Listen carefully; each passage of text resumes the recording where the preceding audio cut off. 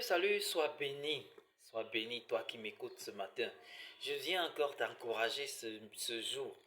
Je viens encore te tenir par la main, alors je viens encore te conseiller ce jour, t'exhorter ce jour avec la parole de Dieu. Et avant de commencer, nous allons prier. Seigneur, nous te bénissons et nous te rendons grâce parce que tu nous donnes encore de voir ce jour. Seigneur, nous allons avoir cet échange. Seigneur, nous prions que tu prennes le total contrôle, que tu te manifestes et que tu nous parles. Saisis nos cœurs au nom de Jésus-Christ. Amen. Ce matin, nous sommes dans le livre de Romains. Romains, c'est l'un des livres du Nouveau Testament qui a été écrit par Paul. Paul était un grand apôtre qui a été celui-là qui a écrit la moitié du Nouveau Testament. Il a tellement travaillé ce Paul, il a tellement travaillé. Une personne qui avant était un persécuteur de chrétiens, mais il est devenu par la suite un grand homme de Dieu. Alors il s'agit de Romains chapitre 12, verset 2 qui dit ceci. Ne vous conformez pas au siècle présent, mais soyez transformés par le renouvellement de l'intelligence, afin que vous discerniez quelle est la volonté de Dieu, ce qui est bon, agréable et parfait. Nous allons voir deux différentes choses. Ici, nous commençons par de ne pas se conformer au siècle présent.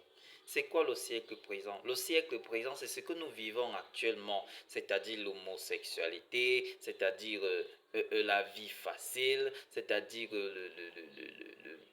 la bestialité, en fait, tout ce qui va avec.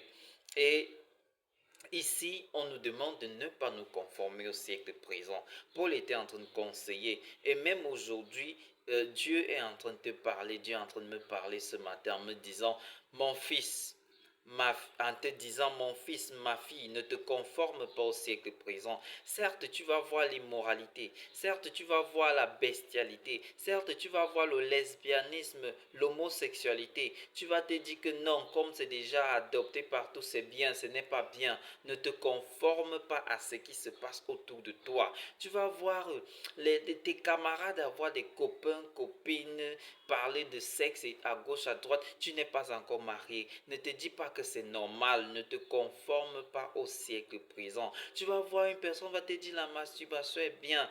Ne te conforme pas au siècle présent. Ce n'est pas bien. Et par la suite, il dit quoi? Mais soyez transformés par le renouvellement de l'intelligence afin que vous discerniez quelle est la volonté de Dieu, ce qui est bon, agréable et parfait. Transformer, c'est quoi? La transformation, c'est quitter d'un état à un autre, c'est-à-dire quitter d'un état gâté à un état bon. Tu peux quitter d'un état bon à un état mauvais, mais ici, il s'agit de quitter d'un état gâté à un état bon. Il faut une transformation. Il faut un changement. Quand tu viens, tu décides de choisir Christ. Tu es une personne gâtée. Et quand tu arrives en Christ, il t'arrange pour que tu sois une personne transformée. Avant, tu étais ceci. Et maintenant, quand tu es devenu enfant de Dieu, tu es déjà cela. Avant, tu étais un querelleur. Tu es devenu maintenant une personne conciliante. Avant, tu étais cette personne-là qui passait le temps à voler. Aujourd'hui, tu es une personne bien. Hier, tu étais un coureur de jupons. Aujourd'hui, tu es une personne responsable. Ça, c'est une transformation. Et il dit aussi renouvellement de l'intelligence. L'intelligence, c'est quoi? C'est ce qui se trouve dans la tête, c'est tes pensées intérieures. Il peut se trouver que tu as des pensées suicidaires, tu as des pensées de crime, tu as des pensées, je ne sais pas trop, mauvaises, des mauvaises pensées. Et ici, tu demandes à Dieu de transformer. Il s'agit de la fausse pensée.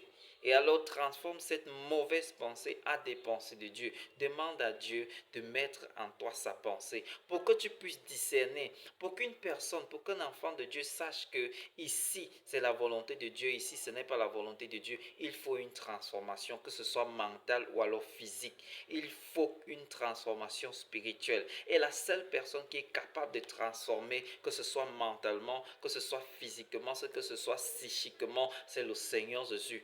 Quand tu viens en lui, il est capable de te changer. Quand tu viens en lui, il est capable de te transformer. Quand tu viens en lui, il est capable de te transcender parce que il est un Dieu suprême.